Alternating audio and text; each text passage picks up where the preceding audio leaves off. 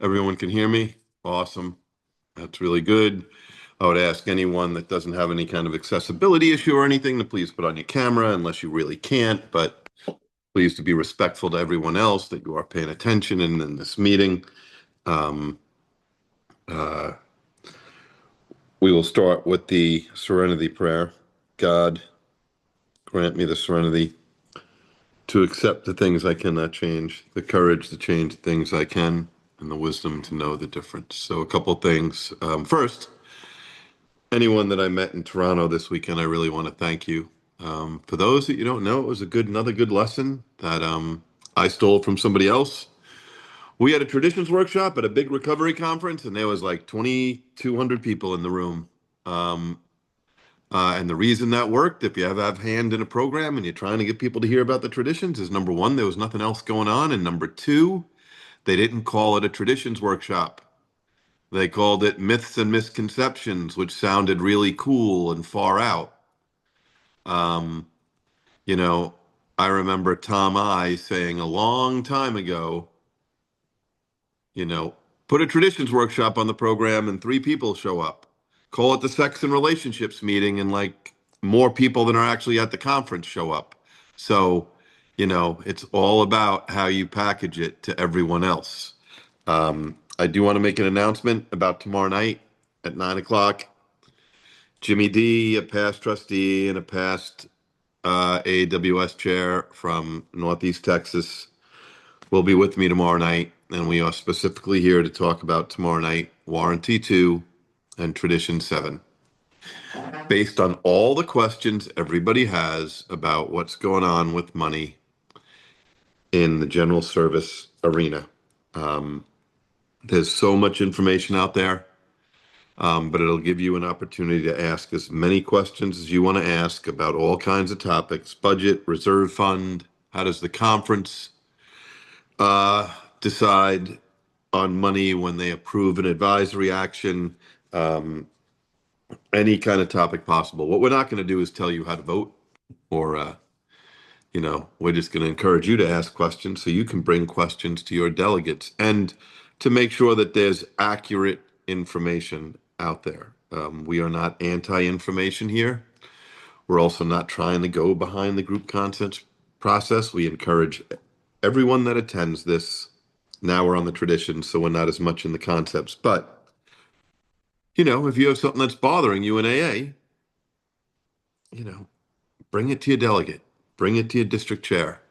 Make sure that you have a GSR that actually goes to district meetings and assemblies, and make sure you have a group that actually cares what your GSR has to say. You know, I had like an hour and 10 minutes and then 20 minutes of questions Saturday in Toronto. And probably the one thing that people with time, I want to repeat that, people with time commented to me because I was driving home having a GSR. Don't be complaining in 2 months that you don't like what AA did.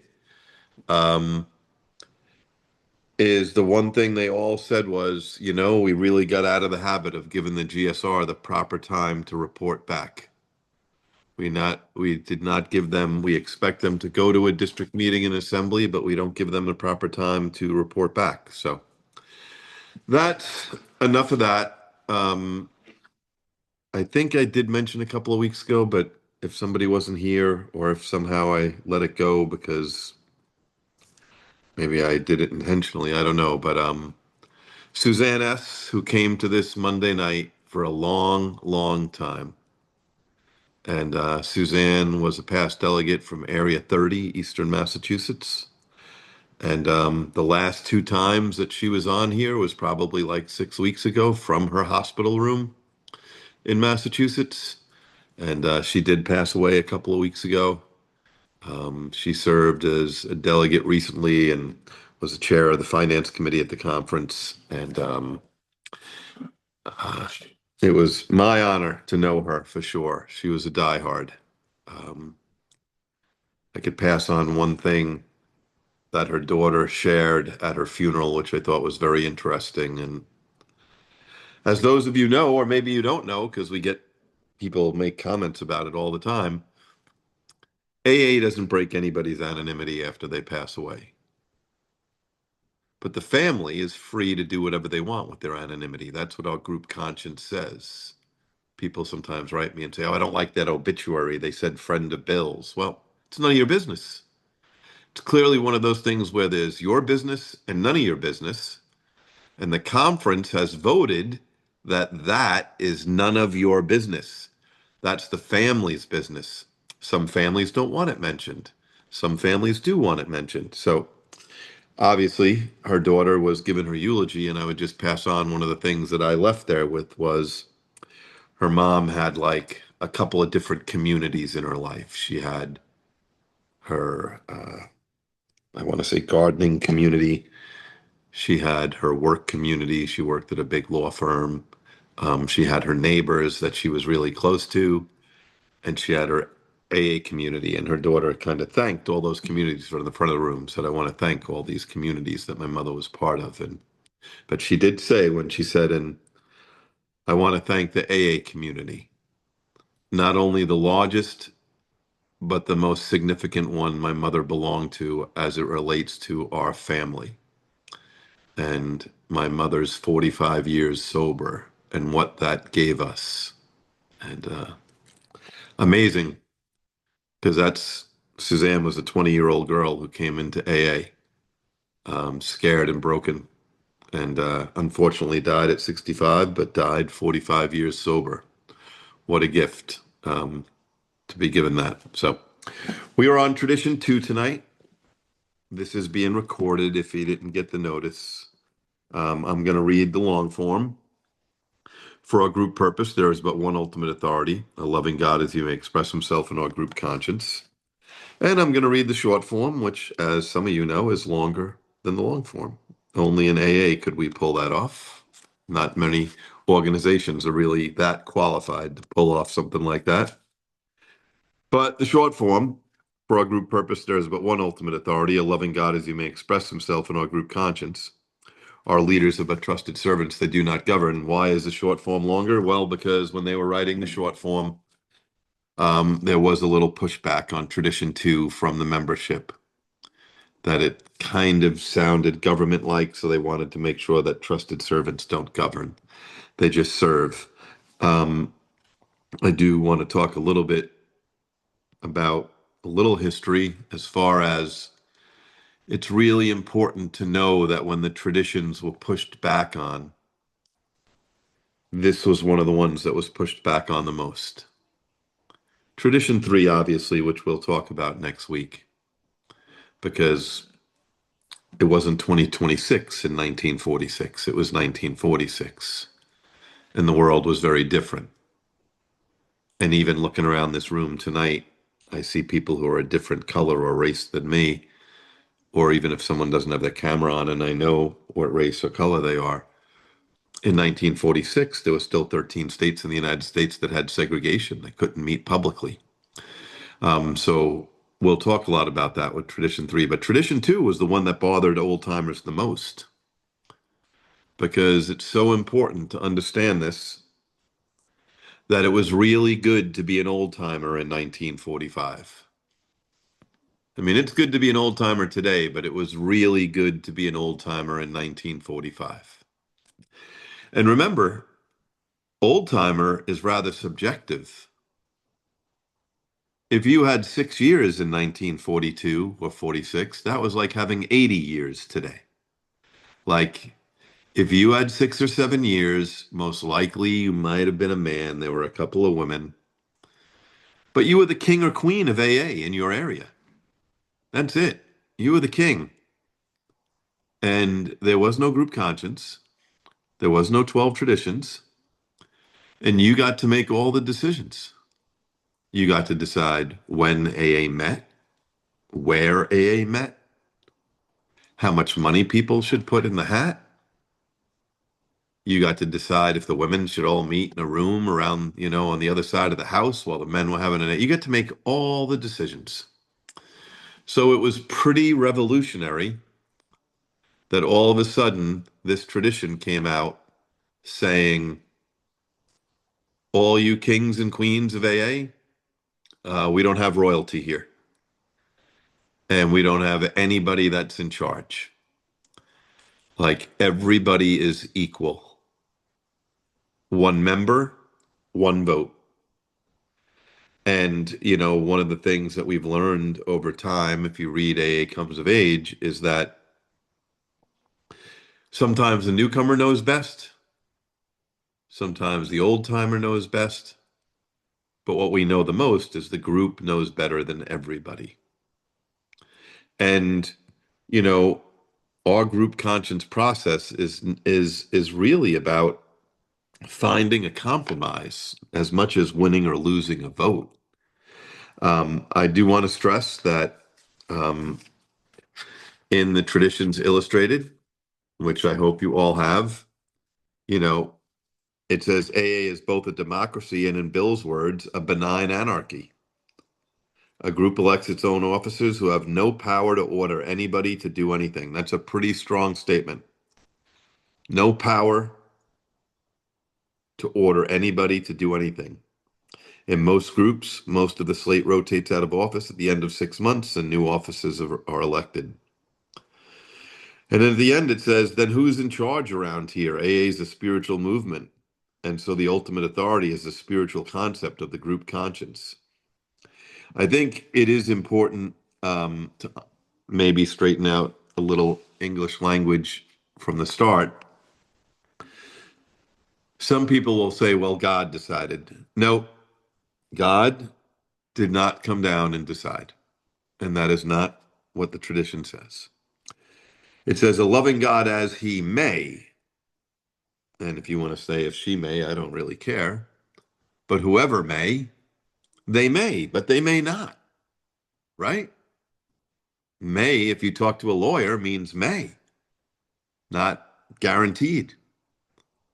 Um, but that's the best process we have, is a group conscience process. Now, it's sad to me because we have AA Comes of Age, we have the 12 and 12, and then we have this, the AA group pamphlet.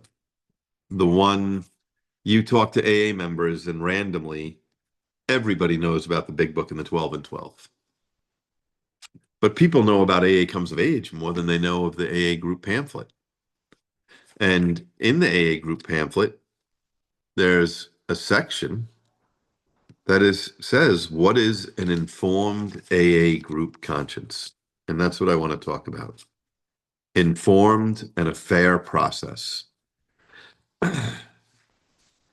It says the group conscience is the collective conscience of the group membership and thus represents substantial unanimity on an issue before definitive action is taken. We in AA call substantial unanimity 2/3. That doesn't mean your group can't use majority voting. A lot of groups use a mix of both. They have majority voting when it comes to, do you like decaf or Earl Grey tea? Do you like cupcakes or sheet cake for your anniversary meeting? But when it comes to the format of the group and maybe the bylaws of the group or the guidelines of the group, whatever you call it, a lot of groups have 2/3 to make any change. But we call substantial unanimity 2/3. This is achieved by the group members through the sharing of all full information. So listen to that. The sharing of all full information, individual points of view, and the practice of AA principles. To be fully informed requires a willingness to listen to minority opinions with an open mind. That's a big ask of alcoholics. And then it says, on sensitive issues, the group works slowly, discouraging formal motions until a clear sense of its collective view emerges. In other words, maybe it's just good to talk about something. And we have such, nothing against real lawyers, I'll call them AA lawyers, where somebody wants to scream from the rooftops, we can't discuss anything without emotion. I don't know. I'm reading here, discouraging formal motions until a clear sense of the collective view emerges. So there's nothing wrong with your group having, or a district or an area having kind of a sharing session about a topic where you just kind of listen to everybody's views, but that's what it says. It says placing principles before personalities, the membership is wary of dominant opinions. Its voice is heard when a well-informed group arrives at a decision. The results rest on more than a yes or no count, precisely because it is the spiritual expression of the group conscience. The term informed group conscience implies that pertinent information has been studied and all views have been heard before the group votes. That's pretty important. Pertinent information has been studied and all views have been heard before the group votes. And we have lots of different places in AA where we vote: the group, the district, the area, then at the General Service Conference where there's official background that every delegate gets. Um, but a couple of things I want to talk about regarding, all of this is that number one, there are no emergencies in Alcoholics Anonymous. There are no emergencies. That does not mean I'm not saying that a floor action at the General Service Conference is not okay. Sometimes I hear, and I recently read the new How the Conference Operates document. Sometimes I hear people want to say, don't bring a floor action. It's not okay. Let it go through the committee process. Well, that's nice, but the new preamble was created by a floor action. And that was a motion made by a staff member, not an area delegate. So I don't try to play around with like floor actions are bad or anything, but I do know this. At the basic group level, just like throwing something on a group one night and asking for an immediate vote is probably not the best way to go. I know a lot of groups that have written in their guidelines, a lot of regular AA groups, that if somebody wants to bring a substantial change to the format of the meeting or how they elect officers or anything like that, that you have to give it to the secretary and it has to be read for a month before the next business meeting so that all group members know we're dealing with it. Now, I know someone like me could easily want to tell people, I don't care. They should come to the business meeting anyway. If they're a member of the group, why don't they get their head out of their ass and really join AA like the rest of us, but no one's asking me. That's just, me shooting my opinion. Maybe there is someone who has something going on at home or on at school or on at work. And, you know, what's wrong with just letting the secretary tell people, hey, at the next meeting, we're going to decide this. Um, if anyone here was, alive and sober during the great early 90s, late 80s, mid 90s of the smoking debates, it was a disaster. It was a complete disaster. You would go to a meeting one week, I'd be enjoying a cigarette and a cup of coffee, probably 3, 4 cigarettes at a meeting, the way I smoked, and a nice cup of coffee. And of course, I blew off the business meeting and I come back to that meeting next week. And guess what? More non-smokers went to the business meeting the week before than smokers. And all of a sudden, the meeting's non-smoking. So what do? I tell all the smokers the next 3 weeks, hey, you got to go to the business meeting. And we change it back to smoking. God realized AA was not mature enough to deal with the smoking issue. He took it, he or she, whoever you call God, took it away from us. The government just decided that in most public buildings you can't smoke. That way AA didn't have to fight about it. But I know I hear, based on different parts of the country, and there are people from in different parts of the world here, um, it doesn't matter what you call your business meeting. We don't have to go on a debate of, is this a group conscience meeting or a business meeting? That's like asking if you walk to school or brought you lunch, right? It doesn't make a difference, right? It doesn't make a difference. Whatever your group calls it, you call it. Um, some groups only have a group conscience about group issues like the format and stuff like a couple of times a year. Other times they just have like, basic business meetings to deal with like the just basic business of the group. Other groups every week. Some groups are very formal. Other groups are not formal at all. That's up for your group to decide. Um, but if you just bring something up that night, um, how do we get this to happen? Placing principles before personalities, the membership is wary of dominant opinions. Its voice is heard when a well-informed group arrives at a decision, which means if you have an important decision to make, people should be given time to maybe read some AA literature, maybe talk to a couple of people, read some AA history. Um, it seems that everyone should be given that time to be fair. Um,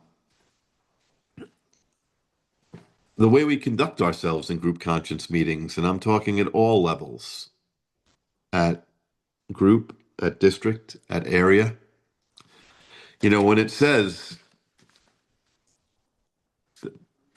When it says the membership is wary of dominant opinions, that's someone who's always at the microphone at your assembly or your district or even at the general service conference, or someone who can't shut up at your group business meeting. They have to share on every single topic and multiple times.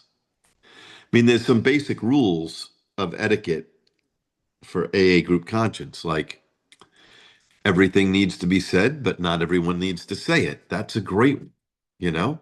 Yes, everything needs to be said, but it doesn't need to be said multiple times. But this dominant opinion we have to be very careful of because I'll call it the type A dominant opinion is very easy to identify. Either every time you look at them, their mouth is open and words are coming out, or they're always at the microphone. But there's another dominant opinion that sometimes we don't talk about that we should be very careful of. And that is the rolling of the eyes. That is the whispering somebody next to you. That is my favorite in modern day AA assembly and district meetings. When somebody texts another person and tells them, go say this at the microphone. Yeah, that's horrible. Like, what texting has done is it's allowed, now we have undercover dominant personalities. So the ability to text in a meeting allows them to not go to the microphone, but they really are going to the microphone. And the only way we can stop that is by us in mentoring or service sponsorship of telling people, please tell whoever tells you to go to the microphone to mind their own business. And if they have something to say, that they should go there themselves. And we also have to be very careful of in modern day AA, not only the dominant personality, but the dominant service sponsor family, which drives me crazy. That we've have like caucuses of who's in whose service lineage, and do all those people vote the same way?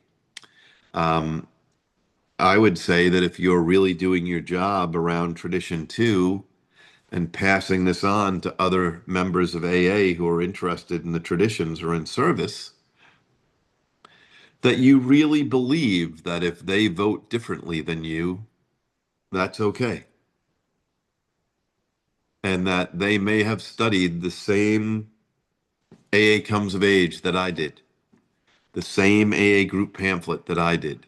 They may have gone on and found a couple of articles in the AA Grapevine online archives. And believe it or not, after reading everything that I read, they feel differently. We should encourage that. And here's another kind of modern day thing that is kind of, I believe it's the reason that in the US and Canada, we've had some hard times the last couple of years. Past trustees writing letters that 20 of them are signing, motions to censure the General Service Board. I'm not saying whether they're good or bad, none of my business. But why are we having so much difficulty? One of the things that I see that I think is causing it is people confusing unity with unanimity. That if we all vote the same way, we have AA unity. That is not true. And it actually goes against our history. Our history tells us, listen, if you're deciding whether to have Earl Grey or English breakfast and you vote unanimous, it might not surprise me, right? Like certain votes, not a big deal that they're unanimous. But when the vote is on a really hot AA topic with a lot of emotion,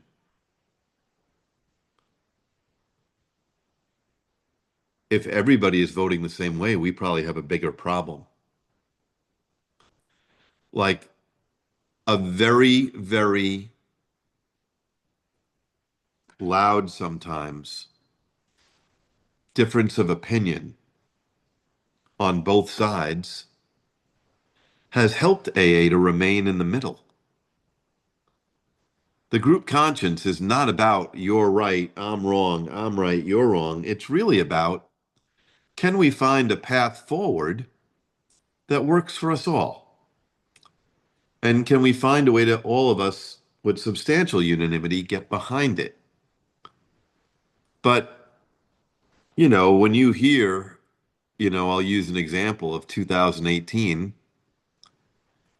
Some of you that were around have heard the manuscript debate. And listen, there's still people who have strong opinions on that.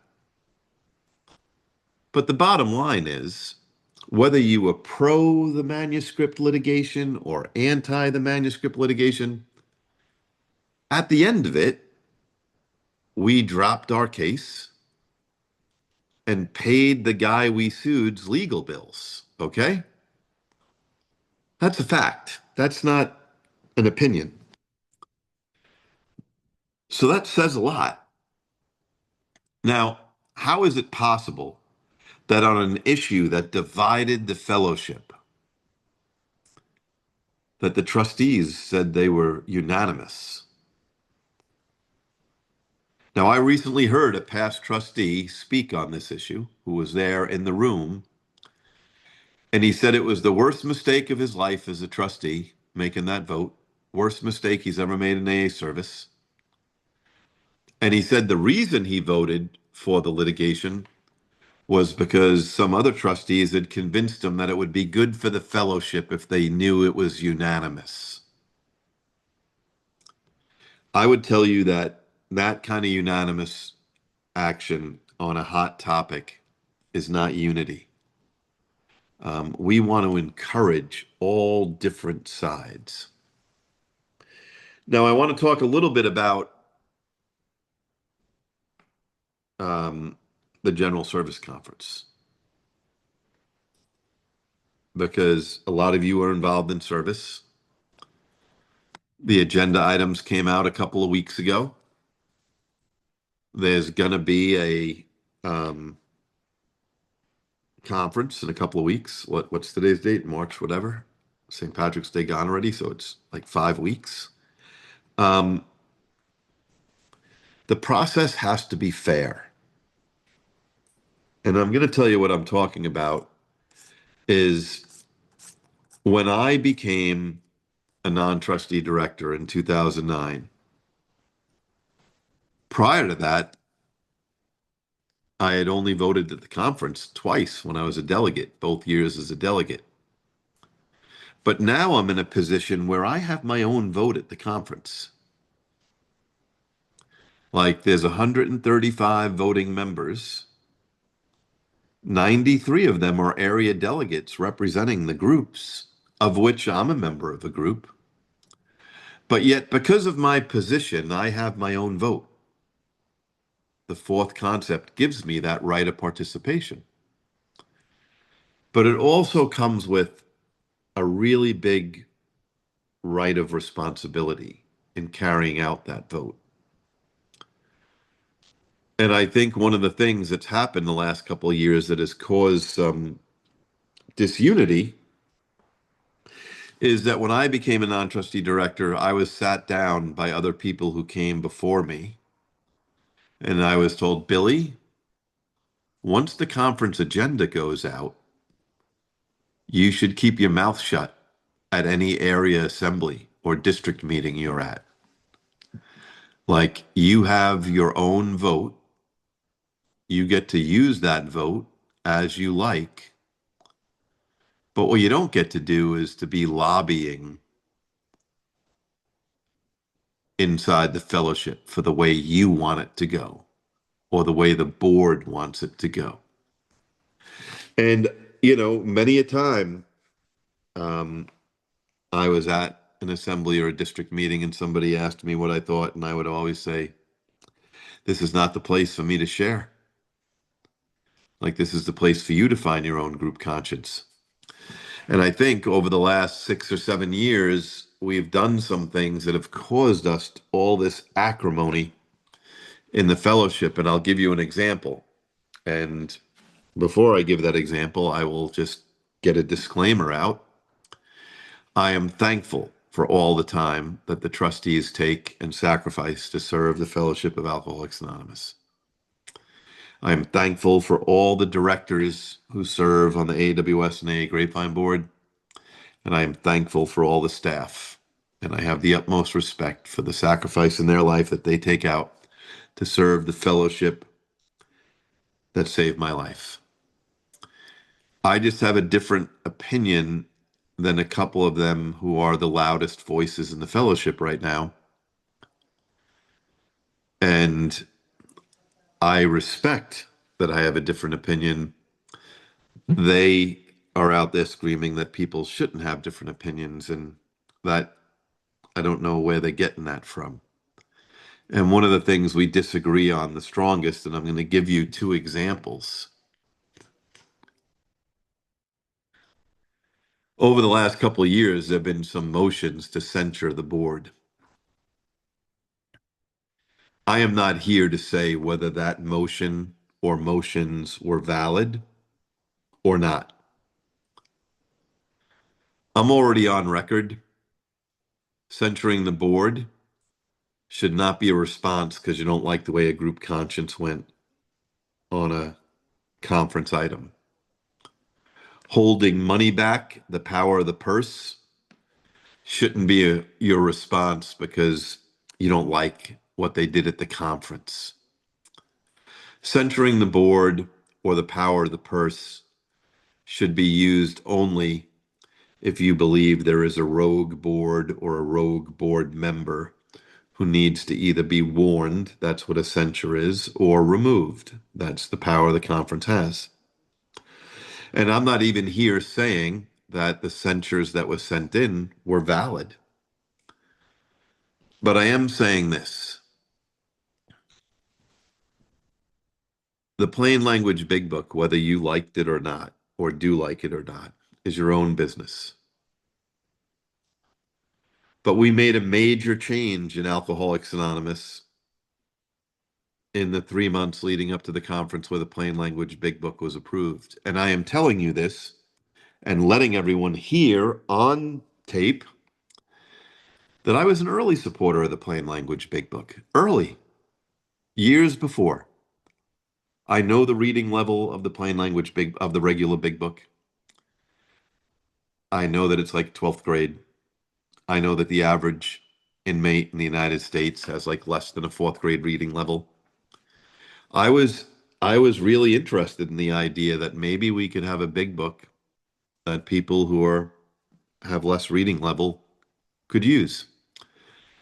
And again, I can be arrogant. It's easy for me to say, well, they can go through it with a sponsor. Plenty of people learn to read with the big book. But There's a lot of correctional facilities where you don't have a sponsor, where there's no one with you to help read.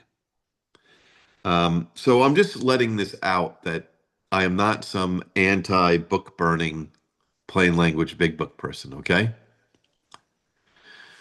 But that doesn't mean that I like the process. And I understand why some people felt burned. Because for the first time in the history of the board, first time, it's a long time, in over 70 years, in the period between when the conference agenda came out and the General Service Conference, trustees and directors put on informational workshops over the weekends, all in favor of the plain language big book. And that's not their job. Now, some of them would say I was invited, but let me be very clear. I was at PRASA that year, where a non-trustee director on the Grapevine went up to the microphone and said, if you would like one of these workshops, please email me. And the job, once the agenda comes out, is for the delegate to get all the information and pass it on. Now, even if you asked a trustee or a director or a staff member to come to a meeting to provide information, that's one thing. But I went to many of those plain language big book informational sessions, and they were nothing but lobbying sessions telling people to vote in favor of it. And what happened? The plain language big book passed. Now, what about if one of you sent in a censure motion for the General Service Board? Now, the last couple of censure motions haven't even made out of the committee. The last one that went uh, was a floor action last year, got like hardly any votes. So it doesn't even sound like they were really valid to me. I don't know because I wasn't involved. But I do know this. Let's say I sent in a censure motion. If you let me do informational workshops like you let the trustees literature committee do on the plain language big book in the weekends leading up to the General Service Conference, I will guarantee you we would have gotten more votes in favor of a censure.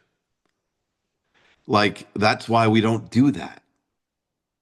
That's why the time between when that agenda comes out and the General Service Conference is sacred for that area without interference from someone else who has their own personal vote at the General Service Conference. And I think we need to preserve that. We need to honor the integrity of the AA groups and the AA areas, that in between time, there are no real lobbying time. And the other thing I want to talk about is questions. I'm not here to do a Concept 9 workshop, but there's a lot of AA leaders in this workshop and a lot of people who will be AA leaders. I know that. And we take the high road when it comes to difficult questions. You know, one of the tools that's appeared in Alcoholics Anonymous service, unfortunately, is that we brand someone who asks a lot of questions as a troublemaker. And we tell people, oh, this person's a troublemaker. Why? Just because they ask a lot of hard questions? Now, if you're ugly when you make your questions, well, if I was a chairperson, I wouldn't even let you come back to the microphone. That's a chairperson problem. Like an ugly person at the microphone, a disrespectful person, a condescending person. If that's happening in any group conscience setting you're in, then you have a weak chairperson. That's the chairperson's job, to make sure that behavior like that doesn't happen. But if all somebody is doing is asking a hard question or playing devil's advocate and doesn't agree with everyone else, that doesn't make the person a troublemaker. Um, oftentimes the voice of reason sometimes comes from someone we don't even expect. But we have to have respect that everybody's opinion and experience is important. Now, when it comes to minority opinion, we should respect the minority opinion. Um, I'm not here to talk about the fifth concept and the right of appeal and petition, but minority opinion is part of the group conscience process. Now, believe it or not, now I know I'm going to get some hate mail for this, but as some people who give me a hard time would say, the all-powerful Billy N, right, got called out of order at the Narasa business meeting, right? That's what some people who would give me a hard time would say, right? Now, I thought the Narasa business meeting this year was a disgrace at the highest level because Narasa and Prasa and places like that, we're supposed to be setting the example for new people in service, for new GSRs to learn. That's our job. And the Narasa chairperson, the business meeting chairperson, and the parliamentarian, listen to how unfair this was for the group that was there. The chairperson, being a past delegate, and the parliamentarian being a past delegate, started out the business meeting started it out by saying, we're going to operate with the rules of the General Service Conference. I was like, great, that's awesome. That's what I said to myself. And then he actually took the document out and held it up and read a couple of things from it. So it seemed pretty clear to me. We're using the rules of the General Service Conference. This chairperson unfortunately called out of order a young female GSR, which I thought was disgusting. And when I went up to the microphone, I said, I'd like to make a point of order. And he said, oh, you're out of order. I said, really? I just want to make a point of order. He said, okay, what's your point of order? I said, well, you started this group conscience meeting by saying you were going to use the rules of the General Service Conference. And now you're not. And you know what his response was? Oh, Billy, not everyone here has been to as many General Service Conferences as you. Don't be so technical. I was like, me being technical? You said you were using the rules of the General Service Conference. And now that it's convenient, you're not. And, to take it one step further, minority opinion, we don't have a question in the AA. This is the message I want to send to everybody who's here. There's no such question after we take a vote. Does anyone want to change their vote? Okay? It does not exist in AA literature. It does not exist anywhere. We don't care who wants to change their vote. What, one person wants to change their vote, so we're going to have a whole new vote? That's like one person getting the power of the whole meeting, which is why we don't have it. Now, I don't know what your group conscience does, but at the General Service Conference, after a vote, and I'm going to use this term if no one has heard it before, if somebody here has not heard it, non-prevailing side. Because when you deal with substantial unanimity, one of the problems is that sometimes the majority is the non-prevailing side because they didn't get 2/3. So you can't just say the majority and the minority. We call it the minority opinion, but sometimes it's coming from the majority because they just didn't get 2/3. But the way it works at the General Service Conference is someone who's on the side that lost, the non-prevailing side, those people are allowed to give minority opinion. And the minority opinion is heard by everyone. And after minority opinion is done, someone who voted on the winning side is allowed to make a motion of reconsideration.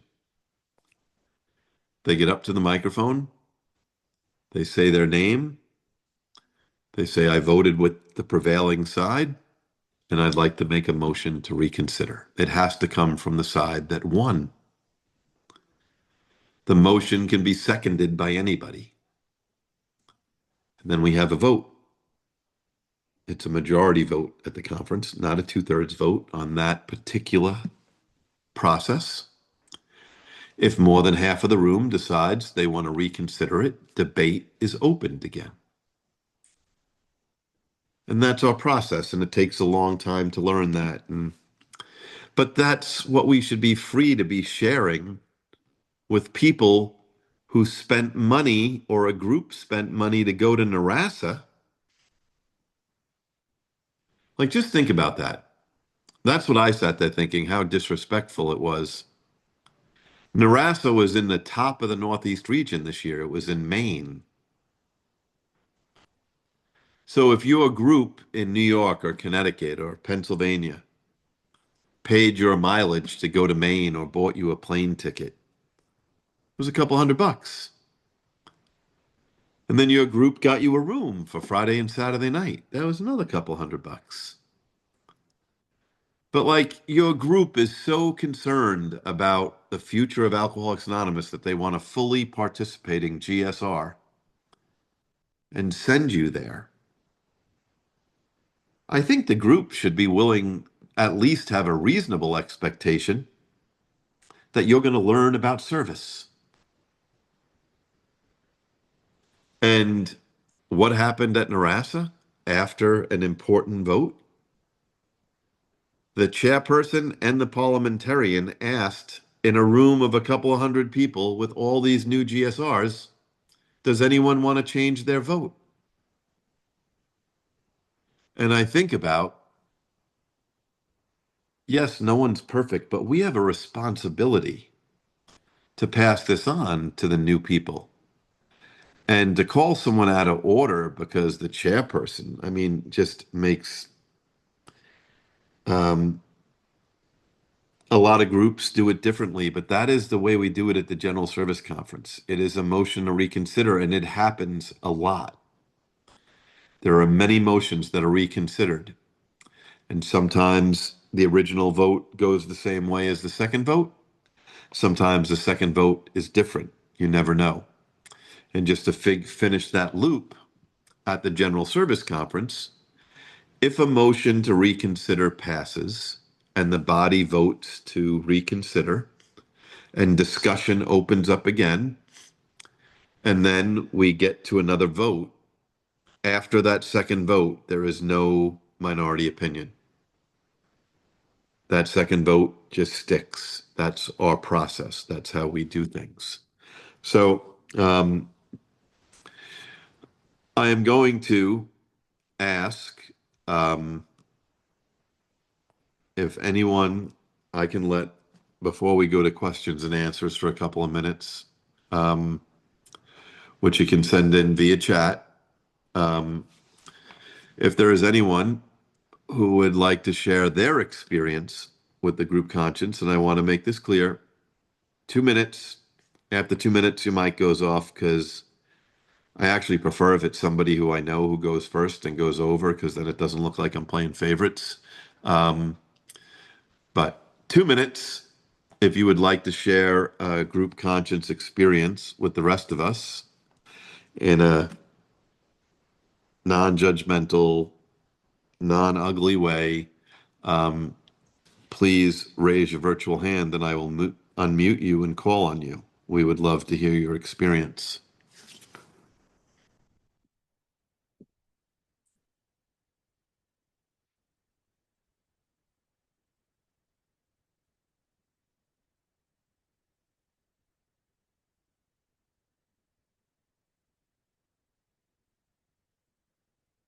I'll give it another minute. Okay.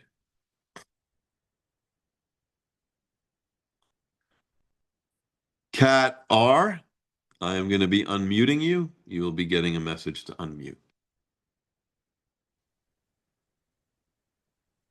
Thank you. I'm Kat R., addict alcoholic from Minnesota. Um, so I just wanted to say thank you for these types of service conferences. Like you're doing good works here because I have been involved in service longer than I have had any idea what service actually is. And in the general rules of debate and voting for the conference, right, it says our experience is that premature actions, such as amending motions early in discussion or hastily calling the question, can divert attention from the subject at hand, confusing and or delaying conference business. And I just wanted to come on to mic to express my gratitude for the people who have come before me who are doing these types of workshops, because I have been that person. I have been that person where in the heat of debate, I'm like, okay, let me amend what I just said before fully hearing people out. And I really like earlier in your talk where you were mentioning like a fully informed group conscience. My home group is very, very small. I am the GSR for my home group, and I got overwhelmed by the agenda items when I needed to bring them back. And someone more experienced in service than me said, all you got to do is bring the agenda item itinerary. And then if your group is actually interested, give them the information for that. And I was surprised that my group was only interested in one out of those many agenda items. And I was able to give them that information. I was able to get their conscience and I was able to go to the West Central with that feedback. And so honoring the process and learning it first or second, as is my experience, has been a wonderful adventure. So that was just something that was on my mind as I was listening to you speak. So thank you for letting me share. Thank you. Okay. Let's see. Next is Brandon. I am going to unmute you. I will start the timer for 2 minutes. Hey everybody, Brandon Alcoholic. Thanks, Billy. Thanks for the invite on the weekend, and grateful to be here. I personally got involved in service by a stiff kick in the butt from a guy when I was brand new, and he just said, "You look like you could be a GSR, and here's the service manual." And I look at it like that was a blessing, and also it was frightening, but it allowed me to experience and get out on my own and seek the answers I was looking for. And through that, I gained a lot of knowledge, and I would bring this stuff, these new things I would learn, and I would share them with people, and then it made me a better GSR, and I would bring my home group all this information that I'm supposed to do, and I was met with a lot of you talked earlier about the back before the traditions and yada yada. The old timers had all the power, and I was met by a few of those guys, and I had some experiences early on where I went off the handle and I was making amends, and my sponsor was laughing at me, and it was great, and it all taught me, more and more. And I had ended up having to leave that home group after they had found a new GSR to replace me, due to it just wasn't the way I wanted to continue to do and be a part of Alcoholics Anonymous, because we were not a part of Alcoholics Anonymous, and we were not doing the things that we were. You That have 10 seconds. and with that, I will shut up. Thanks, Bill. Thank you. Good seeing you. You too, buddy. Okay, let's see. Next. Oh, next is somebody I owe a phone call back on something, but Katie E., you got to unmute. Okay. Hi, everybody. Good evening. My name is Katie, and I'm an alcoholic. And thank you so much, Billy, for this format. And I'm just excited to be here tonight and to continue on other Monday nights. This is my first time here, and you asked for group conscience examples. And I have one from before COVID. I can't remember exactly what year, but it was right after the panel changed. It was either the first or the second group general district meeting. And one of our chair people wanted uh, the group to allocate, or the district to allocate money for their cause. And they had been around for a while and they really pushed this. We had a lot of new GSRs. There wasn't much discussion. And it was sort of pushed. And when the vote came, there was a vote in favor of it. The vote ended up in favor of it. And then later, a gal who had been at the meeting decided that she thought that that was it had really been driven. It wasn't really pushed. It was not, we weren't informing these new GSRs. And so she wrote a letter of appeal to the DCM. Not sure if this was the right way for it to go, but that DCM brought up the letter and explained what the reasoning was. And then there was, a motion to reconsider the vote. And when it was reconsidered, it failed. And but it was very interesting to see how the dynamics of that bigger voice, or somebody who speaks in an authoritative way, and how important this is. And you're speaking to new GSRs who really are not, some of them don't have a clue why they're there. But how we have a process to correct that. So thank you for allowing me to share that. Thank you very much. Please mute after you're done.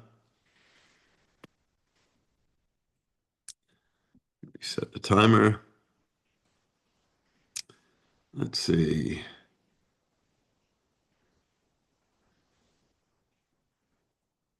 Jim S., you're on. Thank you, Billy. I have two quick questions. Um, One was, I remember a few years back that the GSO canvassed us or sent out a questionnaire about how to close the big meeting at the International Convention with the prayers and stuff. And I was like, why did they sidestep the conference process doing that? Was that something like a lobby too, like doing that, like you were talking about, almost like with the workshops, even though it was different ingredients, but the same kind of recipe because it bothered me. And then the other question was, and I was in the middle of the whirlwind of the manuscript litigation also. And the 450 or so thousand that we spent, was that, did that include, because I heard you make mention that we paid the lawyer back, and I didn't know if that was part of that amount that we looked at what we spent for the litigation, if you know. Thanks. Unmute. I'll answer the questions. First one is uh, on the closing prayers. Yes, they did send out looking for feedback, but the conference committee on international conventions and regional forums did make that decision. So they just were getting some feedback, and it did go out to all the delegates. Some delegates chose not to bring it to their groups, but that item was on the agenda for the conference committee on international convention and regional forums. So that did go through the actual advisory action group conscience process. On the manuscript, you can just safely call it $500,000. Auric legal expense and their legal expense, was right around 500,000 all in. So let's see who else is up. That's it. No one else. Are there any questions that were sent in via chat? Let's see.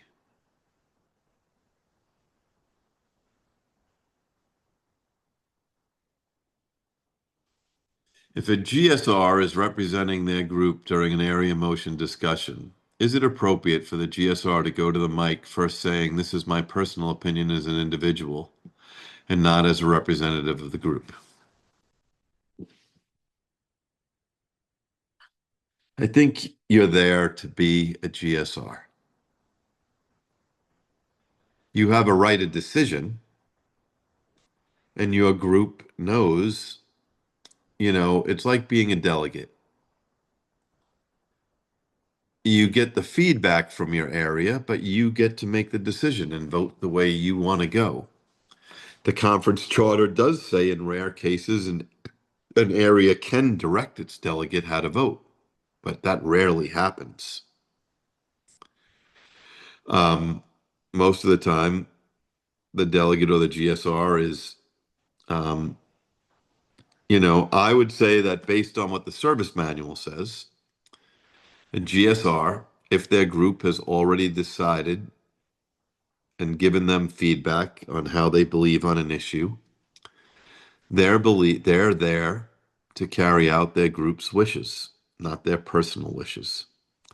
Now, if they heard something there that they didn't hear before that changed their mind, that's different than their group thought, that's fine. But I sometimes, we kind of believe like we can almost like teleport, like, oh, okay, this is Billy N, the past trustee, but right now I want you to believe me that I'm Billy N, the member of the primary purpose group at 7 a.m. Or now I'm Billy N. Like, no, it seems like you're trying to make up for what you want to say. I would say you're there to be a GSR for your group.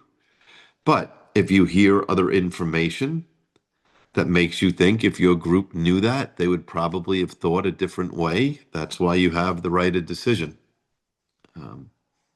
So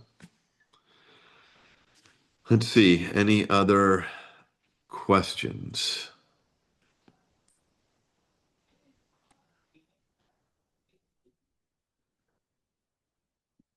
I see one that says,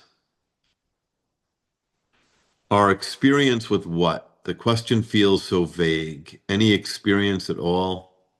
Oh yeah, I was just talking about your experience with the group conscience process, anything that you wanted to share. That's it.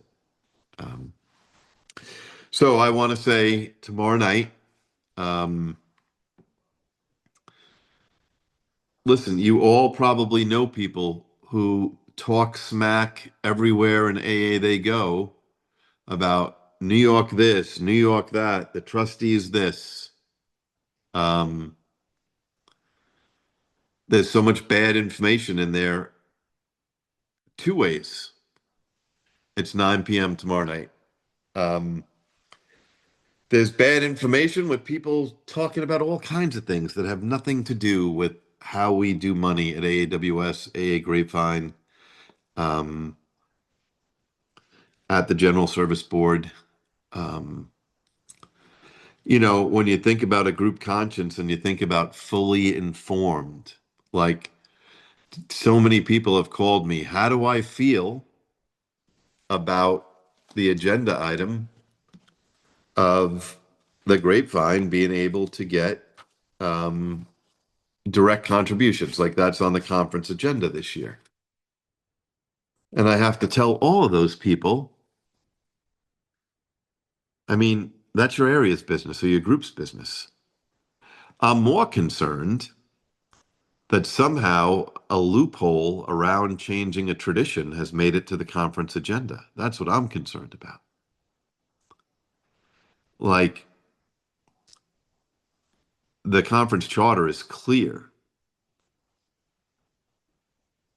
The traditions can't be changed by the conference.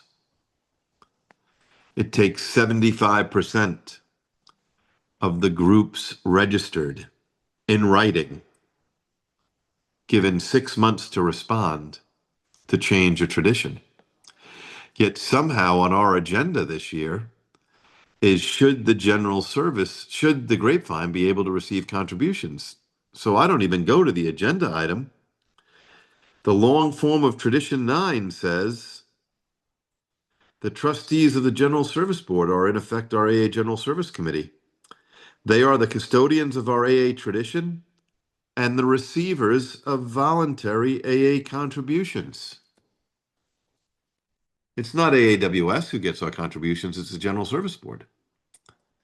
The General Service Board is free to give some of those contributions to the Grapevine if you change that because it says to run our New York office. But how is it possible that this has wound up on the conference agenda?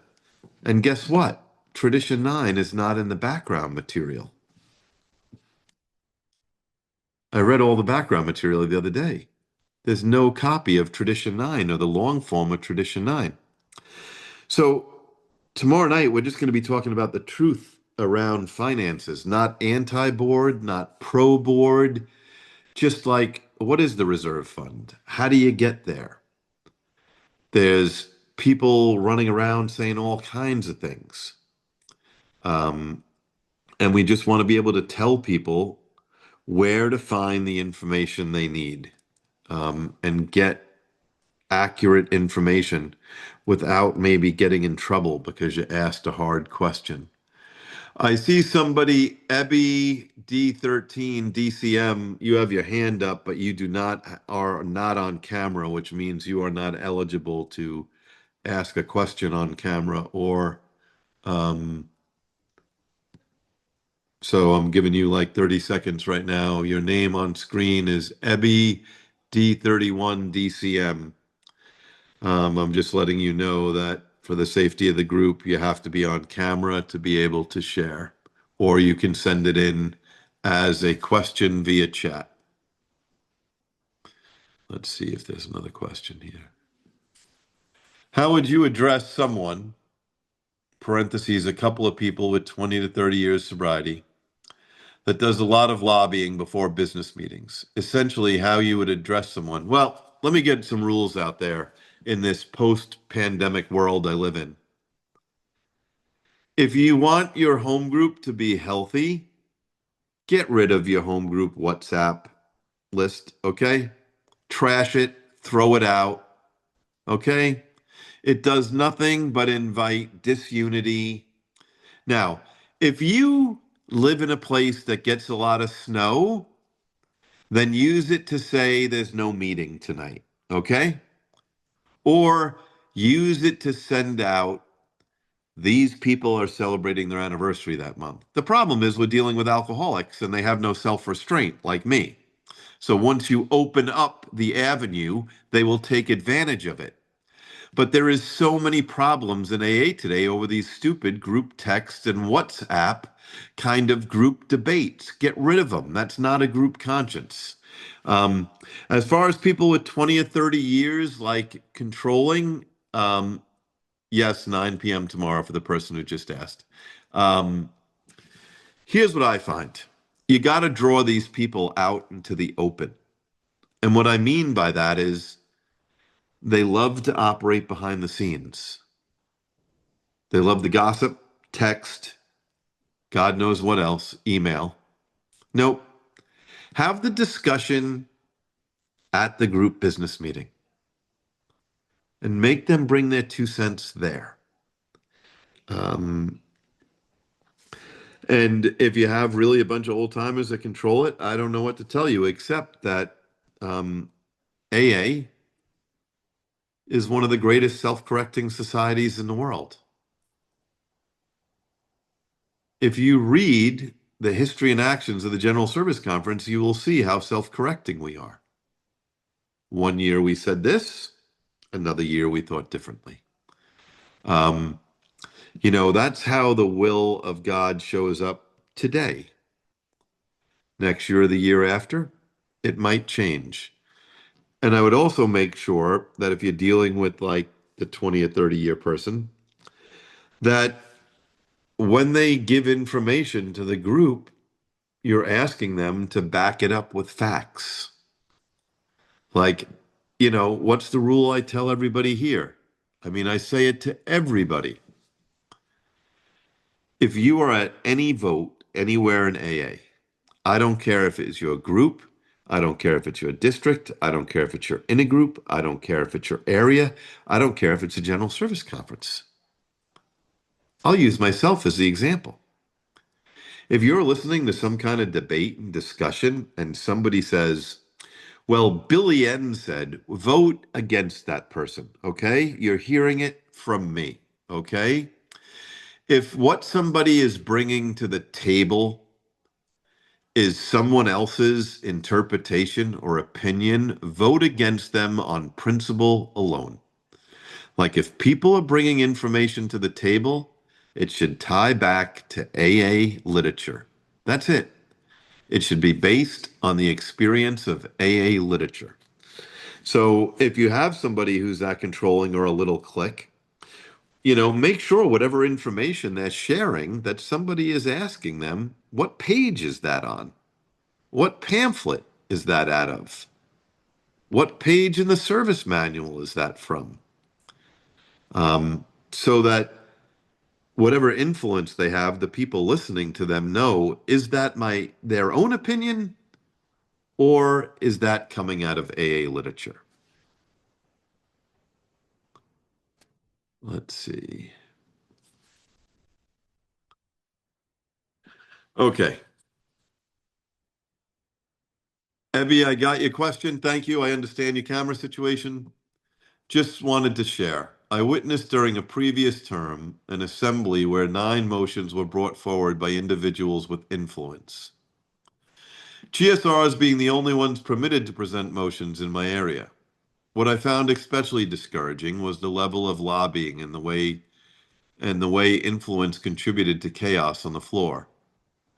A large percentage of the voting body consisted of new GSRs, and there seemed to be confusion between unanimity and true unity. I was truly heartbroken by what I observed. So what I tell you is, I've been heartbroken witnessing some of those things, but you can't let it get you down. You just keep raising them by AA principle and AA principle. Like, it's going to happen. We're human. I mean, in my own area, I love Area 15. I'm a big supporter of Area 15. But I would tell you right now, I start off most of these by saying we're not discussing conference topics. We're definitely not discussing Area 15 motions. And if I let people discuss Area 15 motions here, I'm a past delegate from another area and a past trustee, but I didn't serve as a delegate in Area 15. Do you know what would happen if I started giving my opinion on Area 15 motions on this thing on Monday night? But yet there's other past delegates in my area who have a gathering of their service sponsees, and they actually call people who are making motions and ask them to come present it to them, like they get an early version. If I did that, they would be tar and feathering me in Area 15. Okay? It would just not happen. But if you're seeing that there's undue influence, all I can tell you is, like, don't give up. Like, it's why service sponsorship drives me crazy. I like it to some point, and I don't mind being a service sponsor, but what I've seen it be used for these days just breaks my heart.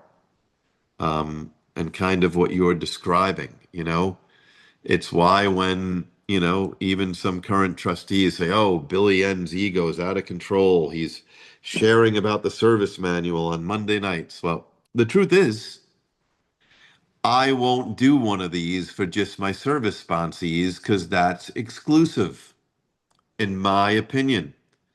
Like, only if you're willing to say that I'm your service sponsor, you can go through the service manual, the traditions with me.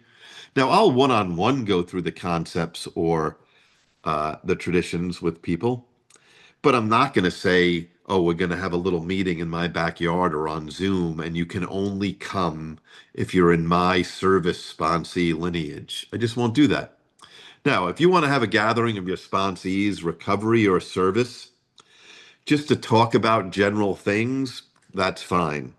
But something like this, where you're taking people through AA literature, I just don't think it was ever meant to be that exclusive, like a private club, like unless you're willing to tell people I'm your service sponsor, you can't come to the Zoom. So that's why I do it this way, because I won't do it the other way. Anybody else have any other questions? Okay, I'll say it one last time. Same Zoom and ID tomorrow night, 9 o'clock. It's Warranty 2 and Tradition 7. Please let anyone you know who talks smack about money or anything else, they're going to come and want and listen, because we're going to really talk about at the lower level of the triangle, the General Service Board, AA Grapevine, AA uh, WS, the General Service Office, like what are the real facts around money, so that you're armed with the facts to talk to your delegate. So with that, I am going to close with the responsibility statement. I am responsible. When anyone anywhere reaches out for help, I want the hand of AA always to be there. And for that, I am responsible. Oh,